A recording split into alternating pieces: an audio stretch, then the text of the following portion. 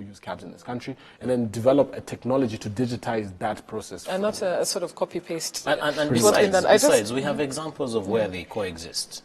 You know, go to the more modern cities, go to Dubai, go to London. You know, they are metered cabs. And they're also cabs. And they're also ordinary cabs that are not metered. Yes. You have, you know, London Looks and their usual meters, and, you know, and all these are there. I want us to just go to our Twitter feed on this particular topic. And this is because this person, you know, when we announced the Burning Issues Edition Part 2, we heard from them. And on Twitter, this person says that his tweet is, how will rural Rwanda confirm that passengers are family members? Otherwise, drivers will be punished for not using the meter while driving baselessly. We have a serious issue of implementing initiatives without looking at practicability. And I think this comes to the issue that you're both saying, whereby what was the level of consultation? This was rolled out last year in September, you know, less than a year.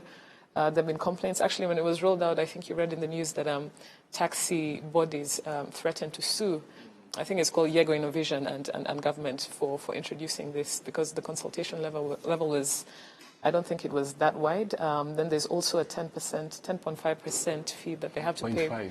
Yeah, a 10.5% fee that they have to pay every day to the cab, you know, the taxi company. So I think it's a brilliant idea. I think for ease and safety of passengers, it is, by Rwandan standards, this makes sense. It's necessary. Yeah. Yes, it's very necessary. You've heard of issues where people's safety has been threatened in taxis that you can't track and that, you know, are not part of a organized sort of body. And I think this is great. But again, the level of consultation of contextualization is maybe something that needs to be looked into. Yeah. Do you think that's going to happen? So you need to also understand we are okay, but I don't think the problem is so. We will be talking about this in another 6 months. No, but okay, when you look at a situation like this where you have to backtrack, right? Or at least that's what we're proposing, right? When you have to backtrack and say, okay, let's the first step back. The first question is are we able to step back? You know, do we have enough room without creating so much damage to step back? When I look at it, I'm like, right now, I don't think it's a big problem. I think we can step back. At least for now, we can maintain the system as it is, reduce the fining. Like, let's not be hard-handed. 200,000 francs is a lot of money on a taxi business that really. That's about 40% of that net earnings per month, and it doesn't take into consideration the 100K they've already given. The 100K they've already given, because these guys most guys generate about between 1.2 or used to 1.2 to 1.5 million per month. Then they give that 10% to Yego Innovation. Then that means minus 150,000, right? When you get down to it, that net benefit take home is about 500K. So from the 500K, you remove the 150, it's 350. Then you're going to find them 200K. That leaves this cab guy who, before all of this, was earning 500K with now less than 250K. And you're telling this guy, go pay school fees for your child, go be able to build yourself out. And still give, you're assuming that probably the car is his. The car might be belonging to somebody else who expects a return on his investment. Exactly. Yes. So I would say, like, we can maintain the system as it is, reduce the heavy-handedness of the fines, rethink, like, go out there and actually figure out, like, how do people use cabs? Invite the private sector to come up with solutions. They don't actually have to build anything. They can just propose think tanks. Guys will be like, oh, actually, you can develop an app that can do X, Y, and Z, or you can develop a system that does X, Y, and Z. Then let technology providers come in. If government feel like they still want to fund this, they can put the money in. But why not, again, since they invited Yego Innovation, tell Yego Innovation, if you want to continue to do business, adopt this type of technology. They put that in. Then they can slowly phase out the old system. And I think that is a more practical way to get to it. But again, I'm a little bit worried because our system is not very well known for eating humble pie. And that's my biggest worry. So backtracking and going back to the drawing board is something you don't think is going to happen. They stick by an idea until it burns. And I'm extremely pessimistic that the backtracking will happen. I think somebody will pay.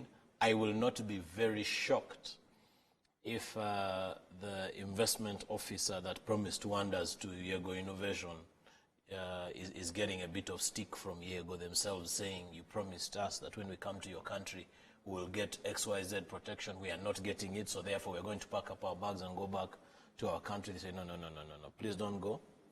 We'll cover you like this. I won't be too shocked if that is the case. But again, I'm only speculating, but I won't be surprised if that's the case. While we're still on technology, the next topic that I want us to move on is to do with, technology again. Maybe it's context, maybe it's, investments that are made on behalf of Rwandan citizens that, I don't know if there's consultational levels that are maybe not that thorough. It's to do with the rollout of 4G countrywide, which is what we're going to move on to right now.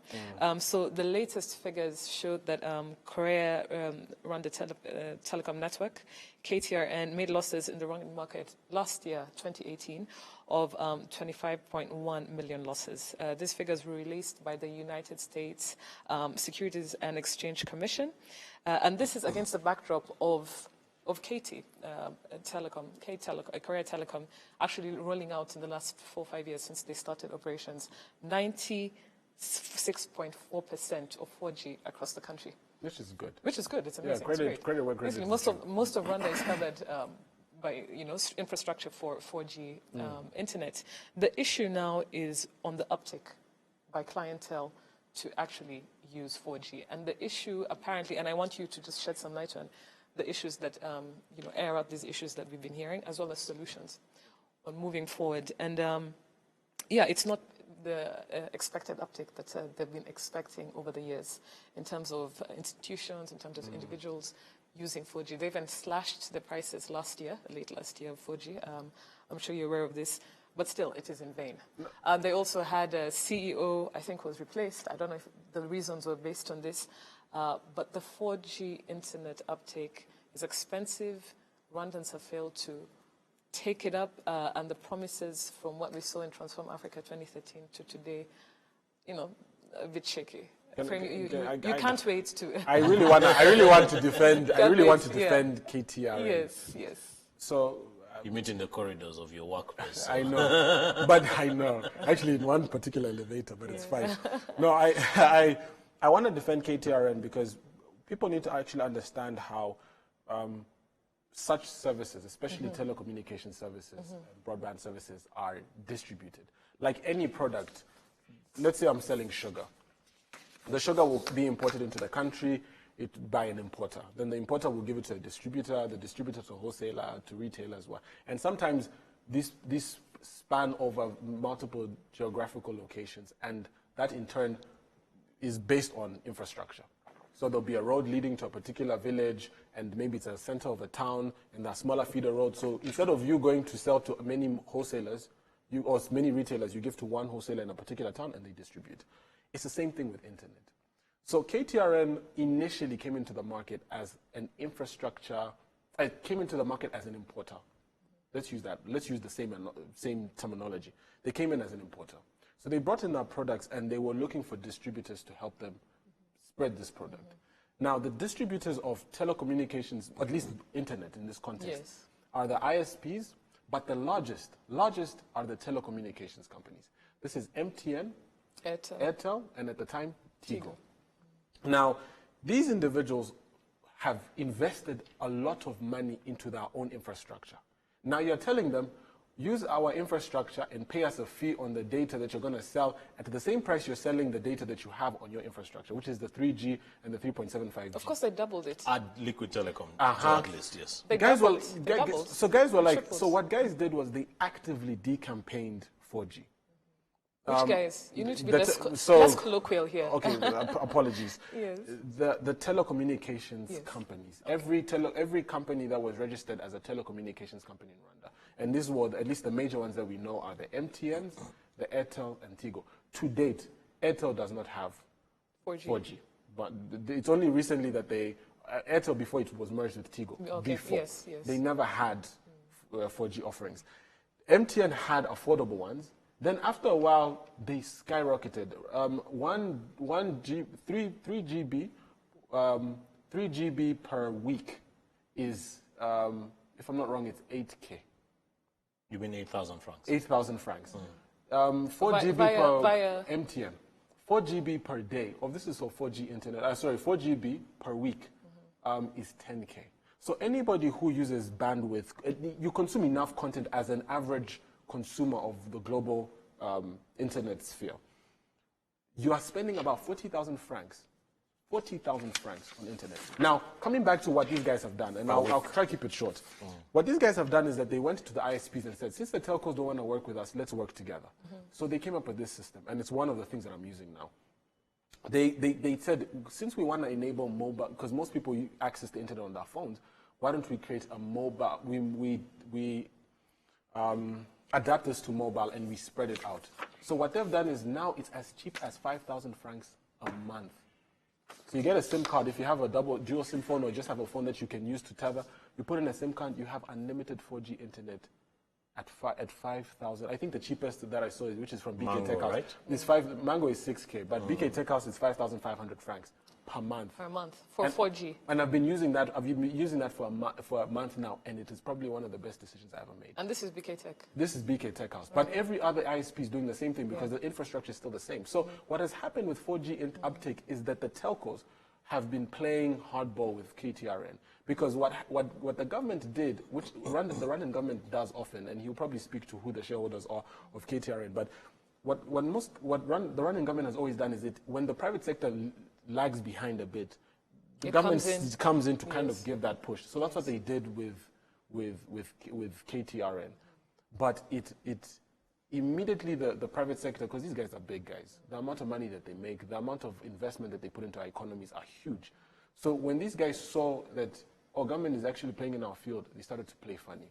And they've done that over and over again. But I think the new strategy will increase uptake. It's just that very few people have dual SIM phones. But I mean, 5,000 francs per month is for 4G internet is a very affordable way for people to actually start using. At least maybe and not. How much? What's the bundle? What's the size? It's unlimited. Unlimited. So you have unlimited. So they have three. So there's the 5. I like the way I'm advertising.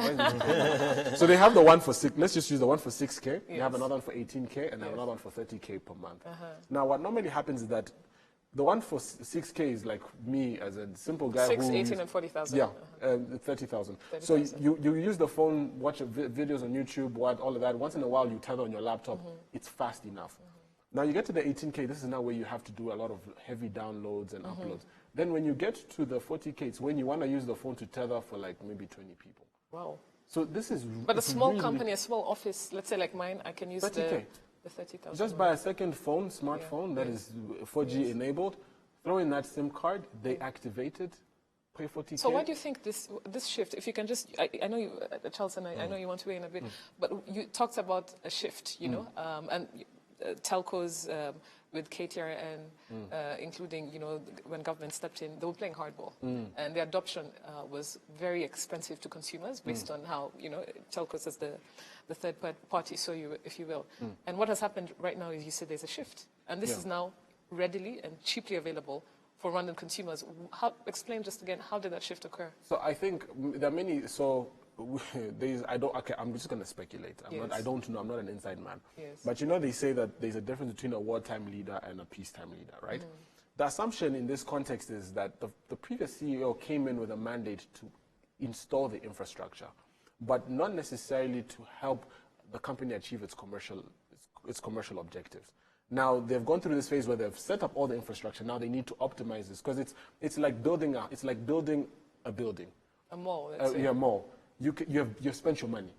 So now the idea is to get as many people into it as possible for you to get your money back. So that's what these guys need to do to achieve scale. So that's why they're like, look, if the telcos are not going to help us do this, let's do it ourselves and let's enable, again, our distributors. So what they've in turn done is that they tried to work, they were the importers, they tried to work with the distributors, but the distributors were not working. Exactly. So they skipped the distributor, went to the wholesalers, and gave the wholesalers almost credit. I'm just using that as a description. Yes. So they empowered them and said, distribute the product. So eventually, I genuinely believe, give it about 1.5 years to 2 years, the uptake is going to increase because the coverage is there. The coverage is there, exactly.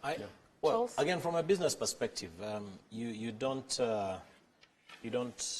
expect to strangle a business at the expense of another and expect to grow the economy. And I think those are the numbers that I have a problem with. That if the other players also invested heavily in the infrastructure, by the way, the other telecoms, Liquid, MTN, and the others, have invested significantly in the infrastructure. They have. Yes, they have. Yes, yes. And then for you, wake up in the morning, probably because you have the weight of your shareholders, because KT Rwanda Network, they have very heavy weights in their shareholding, the likes of Agachiro and RSSB. And actually, RSSB is the largest shareholder. Yes. So the 28 million loss that you talk about is actually a loss to the pensioner. Oh. Yes. Yeah, so I think it's about what? About 50%. Yes, yes. Okay. And therefore, you look at BK Tech House has been set up. RSSB is in BK as well as a shareholder in there. It's just in their own interest to protect their little brother down the road. And that's purely understandable in terms of boardroom politics.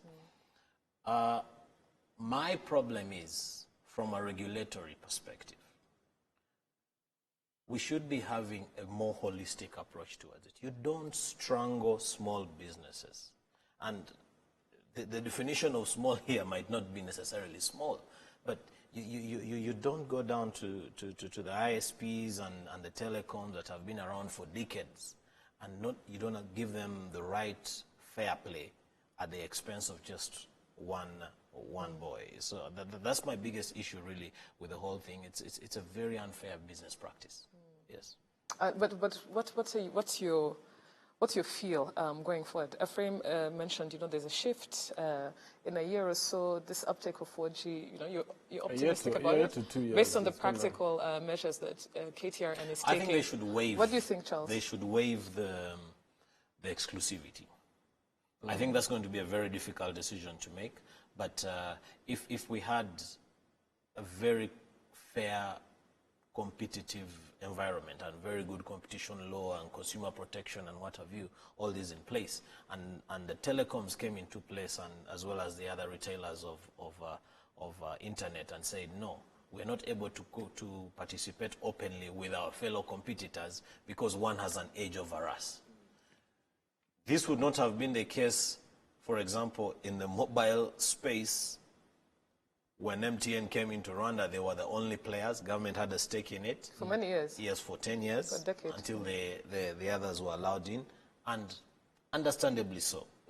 They were the only ones. Right? Today, there are others. And actually, as a matter of fact, Korea Telecom, KTRN came into the market finding other guys in place. So for them to come and find other guys in place and kick them out of business, I think is extremely unfair. So that's one. Their terms of exclusivity have to be relooked into. Yes. I would. I think you need to also understand the context of our business. Of our economy, Charles. We don't have a big economy, and you have to ask yourself, what's the role of government and regulators in relation to the private sector? Are they there to make sure that it's fair play? So if there are 100 people, that everybody's playing fair? Or is it their job to ensure that they're protecting the consumer? And that's always the question, because people always think that the job of government is to make sure that businesses are happy. But I know I'm an advocate to say we want this, we want that, we want this. But at the end of the day, when I say those things, it's around. At the end of the day, the person who benefits is the consumer. It's the consumer. In this context, you see, competition is not going to help the consumer. So increasing competition, I'm coming to a point. That's a very interesting statement, Ephraim. No, because think about Yes. it. Many sectors are regulated, and for example, let's take fuel. Fuel is given to very few players. It's very hard to get a petroleum marketeer's license, at least at the scale of SP, Engine, Kobil, and the like. And the whole reason is, once you give it to a few players, at least it makes economic sense for those players to play. But you don't leave it to them, because they will run a racket. So what happens is that the government steps in the form of, at least the regulator steps in, and they come and they set price. And that's just basic. The same thing you talk about forex bureaus, guys in the business. Exactly. Limit the number so that it makes financial sense for people to actually invest money so that it grows, but then limit how much they can take advantage of the end consumer. It's the same thing that should be happening with... But what you're saying is actually quite interesting, if I might just weigh in. You know, when you said competition doesn't help consumers. Not entirely. Not entirely, because the way you know it, monopoly is actually also not in the best interest for consumers. Exactly. But you're talking about competition not helping consumers when there's so many players in the market, regulatory measures are more or less impossible. So, So the you consumer is at the cartels. mercy. The consumer is at the mercy of the competitors. Is that what you're saying? Let me give you a simple example. If I come into a market and I want to sell my product, and I'm competing with 5 other guys, the fact of the matter is, at the end of the day, we are all going to kill each other in the context of we are not going to be able to be profitable enough because you keep dropping the price, I'll drop my price, I'll drop it. We'll see who will last longer. What ends up happening, and we've seen it happen here, and I've talked about the statistics of the longevity of businesses in Rwanda.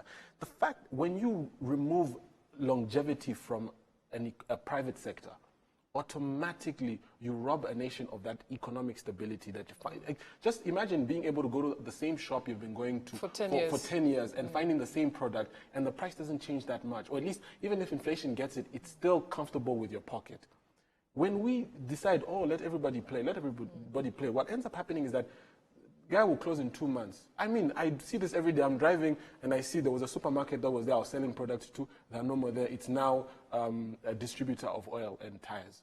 And just give it 2 months. I'll pass by. It's another type of business. Now, what ends up happening is that I'm saying that if we can accept that we don't have an economy where we can allow for perfect competition and that eventually the laws of supply and demand will weed out the small guys, we say, let's give it to guys we trust are competent.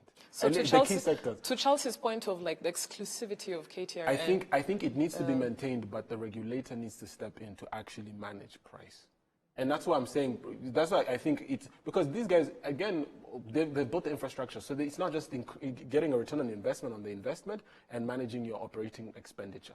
Now, that can be achieved by scale. Because if you only have 100,000 people using this thing, that's not enough. What you need is 5 million. So you maintain the same guy, and the guy will, you have 5 million people using this, you can tell the guy, reduce your price, he's still making a killing.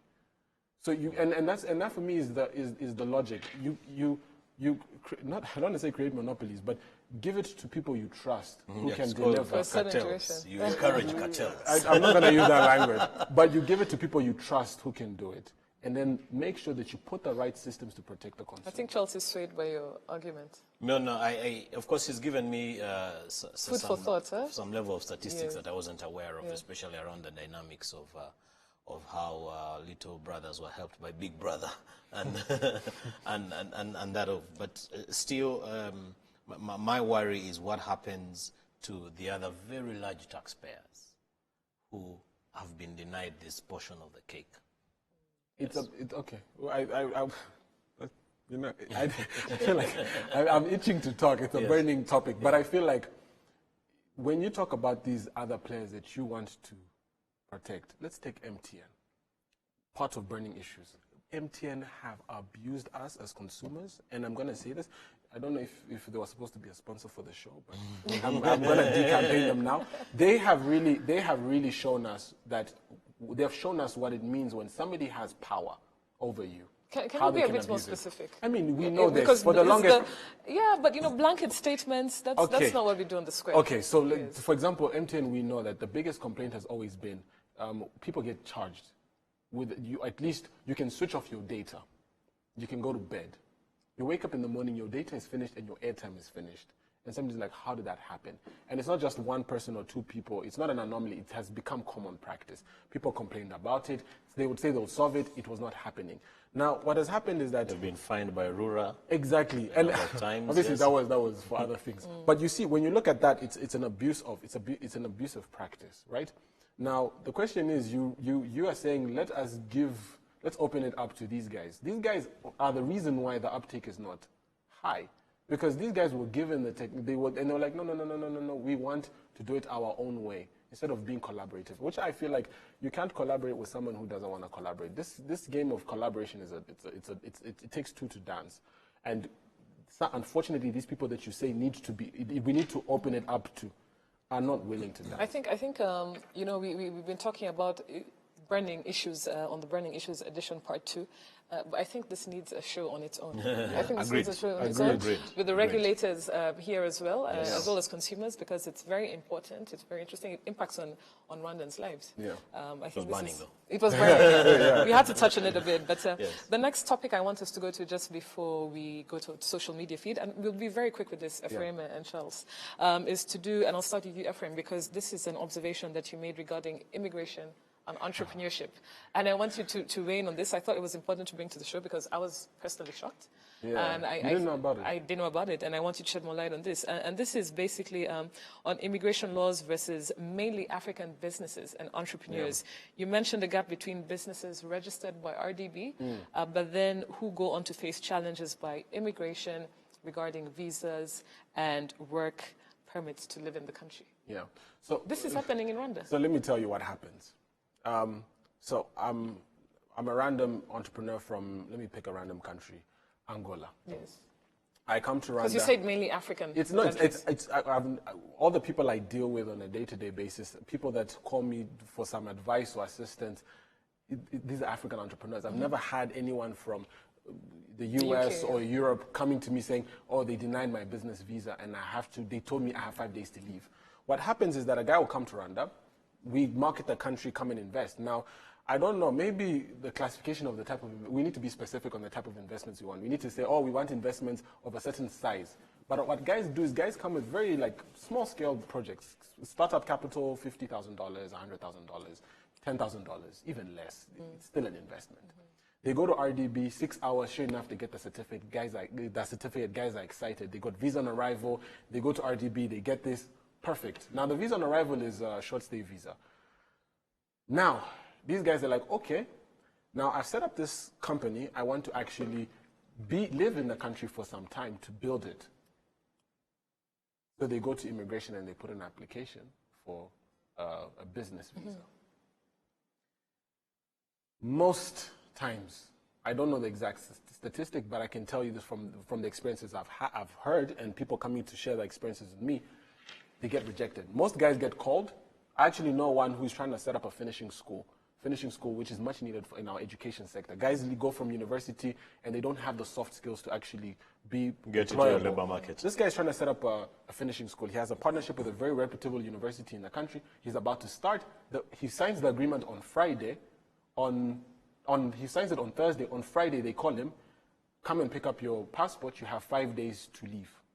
He's Nigerian. So do you think this happens on a scale to African entrepreneurs? It's African. Compared to non-African businesses? Exactly. And so for me, I was always like, but why is there a gap? And I was telling Charlie earlier, maybe the solution should be, they should ask in the RDB form, do you intend to stay in Rwanda to run this business? If somebody selects yes, they have a link to say apply for your business visa before you continue. But what happens is guys go register companies that are like, yay. And then they go to immigration, and immigration is like, no. And immigration has their reasons. Obviously. And they have their reasons, and we can't argue with them. So the question I'm saying is that, and we talk about this on the square all the time, institutional about coordination. Yes. Guys need to have a conversation, be like, stop, at least RDB. And what RDB does is that when somebody puts on that certificate, we're going to invest $100,000. RDB takes that $100,000, puts it into the report and say, we got an investment of $100,000. But the real story is that it did not actually get invested, because when the person was in the process of putting in the money, immigration said, no, there's something that's not right. So that gap needs to be bridged. I can relate to what Ephraim is saying. I know of a leading regional F&B operator who have really struggled in terms of smooth operations of their outlets, because it is extremely important for this particular business that, Diana, each time you go to this restaurant in Kampala, you'll get the same experience in Nairobi. You go to Kisumu, you go to Mombasa, you come to Kigali. They want to uniformize the experience. Unfortunately, the transition is not as smooth, because it takes time to train people to understand, to get that level of service. And it is not by surprise that before the Marriott opened, 6 months before it opened, it got very many students from Aquila, took them to Dubai. They spent several months there to come and be prepared for the Marriott experience. Now, these particular guys, they get a lot of frustrations from their team that is used to their formal, and this is supervisory level. It's not waiters and waitresses getting work permits to stay here. So I think Ephraim has really nailed it on the head in terms of how we ensure that there is that coordination. Because please remember as well, and if we're talking about MICE tourism, you should see today the list that RDB gives for even little restaurants and bars. So the standard is very high in terms of expectations. If we are not there, again, let's swallow humble pie and say it will take us X time. If this particular restaurant or the teaching guy you just gave an example of, he necessarily needs expatriates to do service X, give them a transition time. Say, fine, we're going to give it to you, but in 5 years, 4 years, whatever period, we expect that you will have migrated. And let it be policy. Let it not be surprise. Yeah, I think that's really the biggest issue. Yes. I think it's very interesting, and it's the first time I think we've touched on it on the square regarding immigration versus entrepreneurship, the coordination or maybe lack thereof between Rwanda Development Board and our immigration institutions. But it's interesting that to a certain degree it's affecting. No, I mean, if I'm to tell you, so I told you about the finishing school. There was another one. This was a Zimbabwean, and it was genomics. Yeah, this is genomics. So genomics is the way it's a technology, or at least it's a practice where you can track, you can spot cancer and the type of cancer somebody is predisposed to in their genetic makeup in advance. And this is a cutting edge thing. So he came here, he wanted to set up the business, but start small, because I mean, he's a young African entrepreneur. He has the qualifications, goes to Ministry of Health, they frustrate him. He goes back to immigration to get an extension. Immigration are like, you have not done anything, you have 5 days to leave, take your stuff and go. The guy is sitting in Harare, I think he's now in South Africa, but you're like, you lose such an opportunity to become a hub for something so cutting edge because... So very quickly, if we can just, lock it down on this particular topic of Burning Issues Edition, you think there should just be better institutional coordination? Yeah, they need to talk amongst themselves. To just talk a bit more. Because we definitely shouldn't be losing out such talent in terms of, what talent we can see in Rwanda. So we're going to just very quickly go to our social media, and our first tweet is from Berna Namata. She's a resident Square panelist. She's not with us. Unfortunately, she couldn't be here, but we're going to just quickly read her tweet. And one of the burning issues that she wanted to talk about was to do with menstruation. Today was menstruation day, and she says that the lack of separate toilets with doors that can be safely closed or means to dispose of used sanitary pads and water to wash hands means that women face challenges in maintaining their menstrual hygiene in a dignified manner. We're going to go to our Facebook page right now. I don't know if you gentlemen had anything to weigh in on this particular topic. No? No. Okay, I didn't think so. Mine is on general fairness towards women when it comes to washrooms. Generally speaking, I believe extra care needs to be given to women and girls, and you find that this is not really the case in most public facilities. So our next post is actually on our Facebook page. And this is Sylvia Nsanga. Sylvia says that, and I won't read all of it, but I think I'll let it stay on screen for our viewers. She says it was menstruation day today. Let's talk about this important topic. We see many efforts in solving so many development issues. Nothing on making sure sanitary pads are accessible to girls and women, especially those in need. We did so many advocacy campaigns and got promises in the last 10 years. And she says that the minimum we can have is taxes waived on sanitary pads. People don't actually know. And before we go to our next tweet, yes, I'd like to. In short, I think people don't actually know the statistics. But do you know how many days in the year, in the school year, that a young girl loses because of this? It's ridiculous. And so when you think about the amount of productivity that's lost, because somebody somewhere is like, that one is not an issue. Yeah.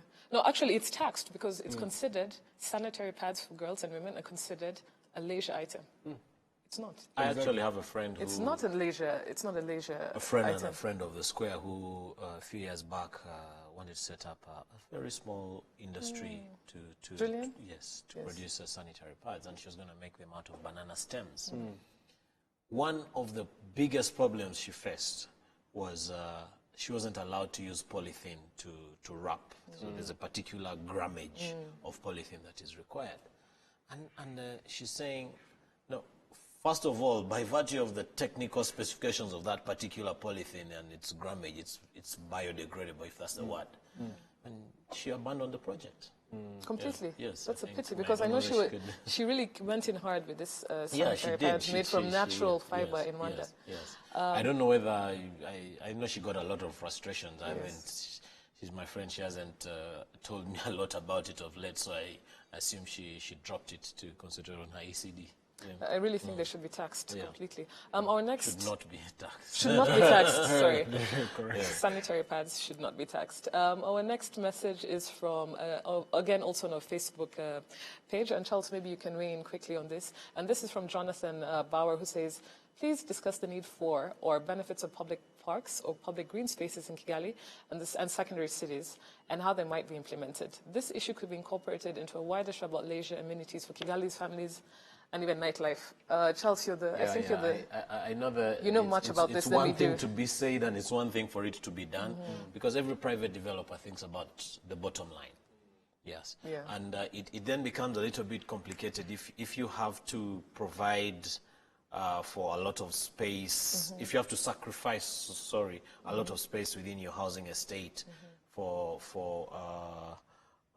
green spaces and what have you. However, which does not mean that it cannot be done. I think the biggest issue here is, as long as it is policy, once it becomes policy, then the Kigali city, for example, can come up and say, if you don't have X amount of green spaces in your development, then we just don't approve your building permit.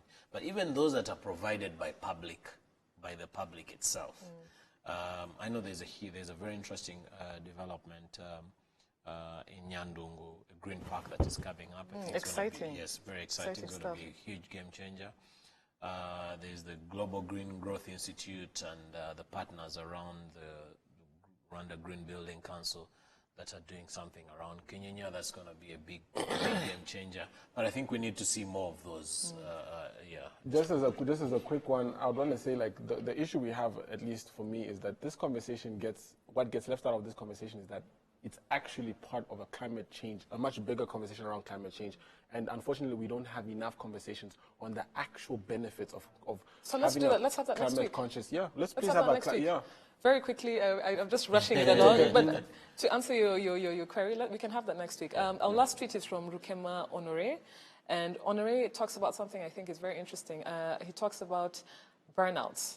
He says this is now officially medical condition according to the World Health Organization, and he says a doctor can diagnose burnout when someone is feeling energy depletion, feelings of negativism, hating a job. I think in Africa they will say burnout is laziness, and this goes back to mental health, which we've touched on for so long. And before we go to our picture of the day, just to close the burning issues edition, have either of you experienced burnout? Definitely. In your careers? I mean, definitely. In your we call it, professional okay, there's another word for it. At least Charlie's an entrepreneur, I'm an entrepreneur. Yes.